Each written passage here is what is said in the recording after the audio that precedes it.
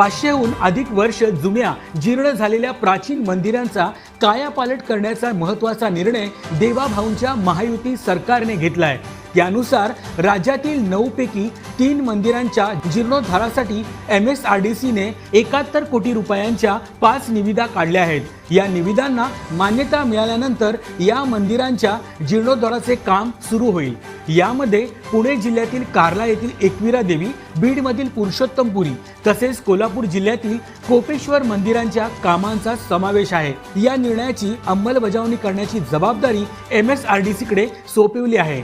म्हणजेच देवाभाऊंच्या नेतृत्वात महायुती सरकार आल्यापासून पुन्हा एकदा हिंदू सण आणि संस्कृतीला महत्त्व मिळू लागले आहे।